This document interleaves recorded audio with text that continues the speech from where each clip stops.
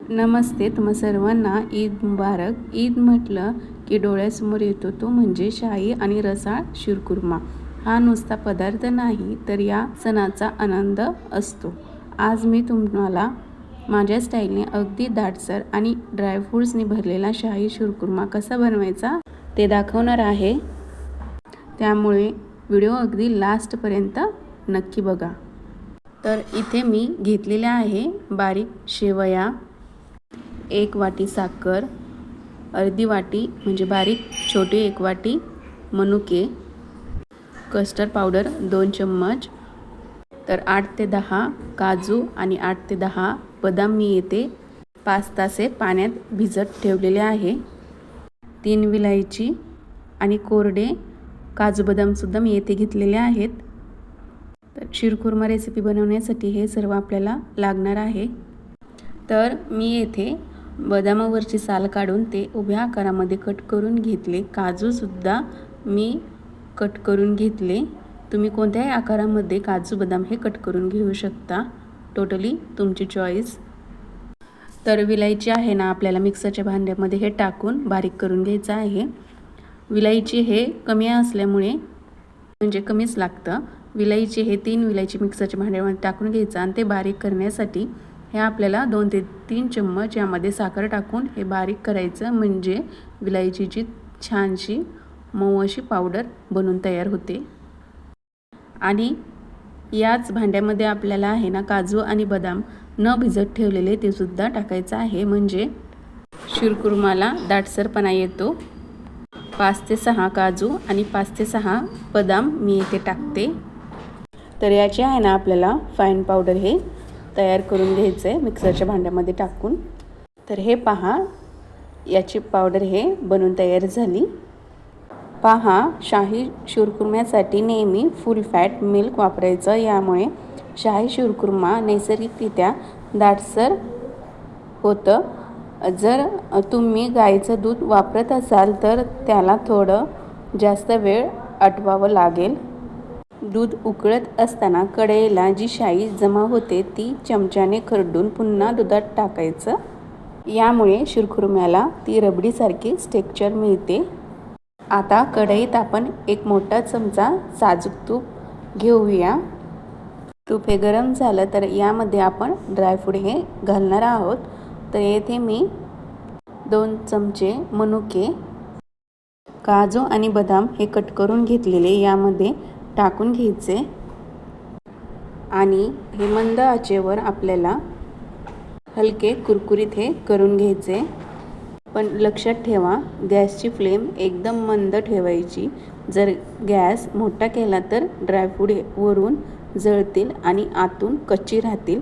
आपल्याला ते हलके गुलाबी किंवा कुरकुरीत करून घ्यायचं आहे. तुपामध्ये मनुके हे टाकताच किती टम फुगले आहेत.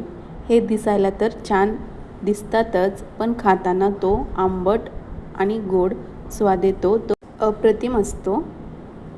जर तुम्हाला घाई असेल तर तुम्ही असे ड्रायफ्रूट आधीच तुपात तळून एका हवाबंद डब्यात भरून ठेवू शकता. आयत्या वेळी शीरखुर्मा किंवा कोणतेही खीर बनवताना तुमचे 10 मिनटं नक्कीच वाचतील. थोडंसं हलके गुलाबी रंग झालं तर ते लगेच आपल्याला हे काढून घ्यायचे. फार जास्त याला करपू द्यायचं नाही.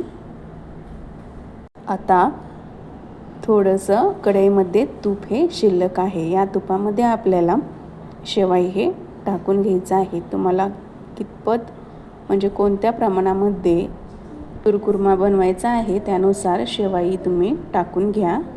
तर शीरखुर्मा बनवण्यासाठी सर्वात महत्त्वाचा पदार्थ म्हणजे बारीक शेवया. याला जिरणी शेवया किंवा फेणीसुद्धा म्हणतात. मार्केटमध्ये भाजलेल्या शेवया मिळतात, पण त्या पुन्हा एकदा साजूक तुपात भाजल्या की त्याची चव कित्येक पटीने वाढते. शेवया ह्या लांब असतात म्हणून ते हाताने क्रश करूनच गरम करून घ्यायचे, म्हणजे भाजून घ्यायचे. खूप जास्त चुरा करायचं नाही, पण इतपत बारीक करायच्या की त्या चमच्यात सहज येतील आणि खाताना सोप्या पडतील. थोडंसं गोल्डन ब्राऊन रंग होईपर्यंत हे शेवाळे आपल्याला भाजून घ्यायचे आणि गॅस हे बंद करायचा आहे. पण शेवाळे भाजताना आपल्याला मीडियम हीटवरच आपल्याला हे भाजून घ्यायचं आहे. एक छोटी टीप, जर तुम्हाला शीरखुर्मा दाटसर हवा असेल तर शेवयाचे प्रमाण थोडं जास्तीचं ठेवा. जर तुम्हाला ते लिक्विड स्वरूपात हवा असेल तर शेवया कमी टाका. तर येथे दूधसुद्धा हे गरम झालेले आहे. तर हे गरम दूध आहे ना आपल्याला कस्टर्ड पावडरमध्ये हे टाकायचं आहे. 2 ते 3 चम्मच येथे गरम दूध या कस्टर्ड पावडरमध्ये टाकायचं आणि याच्या गुठळ्या हे आपल्याला चम्मचच्या साहाय्याने फेटून घ्यायचे. तर हे पहा, चम्मचच्या साहाय्याने मी येथे यातील गाठी हे फोडून घेतल्या.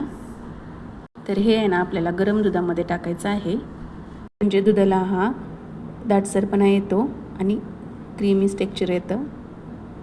तर दुधामध्ये मी येथे कस्टर्ड पावडर, ड्रायफ्रूट्स, साखर, बारीक करून घेतलेली विलायचीची पूड हे मी सर्व टाकलेलं आहे. पण माझा हा मधला व्हिडिओ स्किप झालता.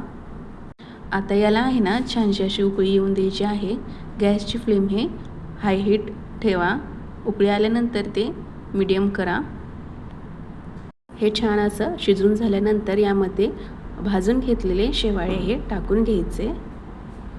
शेवया टाकल्यानंतर गॅस मोठा करायचा नाही, मंद आचेवर याला फक्त 2 ते 3 मिनटं शिजवायचं. कारण या शेवया खूप नाजूक असतात, त्या लगेच मऊ होतात. जर तुम्ही जास्त शिजवलं तर त्याचा गाळ होईल, तो खाताना त्याचा गिजगा हे होऊन जाईल. बघा शीरखुर्मा आता किती रिच आणि शाही दिसायला लागलाय. हा सुगंध म्हणजे शीरखुर्म्याची खरी ओळख. इथे तुम्ही हवं तर गुलाबाच्या पाकळ्यात ही टाकू शकता, त्याने तो अजून सुंदर दिसेल. तर इथे शाही शीरखुर्मा हा आपला रेडी आहे. तर गॅस हे बंद करून घेऊया. आता आपण याला एक सुंदर बाउलमध्ये काढून घेऊया. शीरखुर्मा जास्त घट्टही नाही आणि जास्त पातळही नाही, अगदीच असाच असायला हवा. चमच्याने असा खाली सोडला की तो एकसारखा पडला पाहिजे. शीरखुर्मा मी इथे गरम हा सर्व केलेला आहे, तरी तो इतका दाटसर आहे आणि थोडं थंड झाला तर तो अजून थोडंसं दाटसर होतो. अप्रतिम. साजूक तुपाचा खमंगपणा, ड्रायफ्रूटचा कुरकुरीतपणा आणि दुधाचा तो दाटसर गोडवा, सगळं अगदी परफेक्ट जमून आलंय. एकदा ही रेसिपी माझ्या पद्धतीने नक्की करून बघा. घरातील लहानांपासून मोठ्यांपर्यंत सगळे तुमचे फॅन होतील. तुम्हाला आजची ही ईद स्पेशल शाही शीरखुर्मा रेसिपी कशी वाटली मला कमेंट्समध्ये नक्की सांगा. जर व्हिडिओ आवडला असेल तर व्हिडिओला लाईक करा, आपल्या मित्रमैत्रिणींसोबत शेअर करा. अशाच नवनवीन रेसिपीज पाहण्यासाठी आपल्या चॅनलला नक्की सबस्क्राईब करा.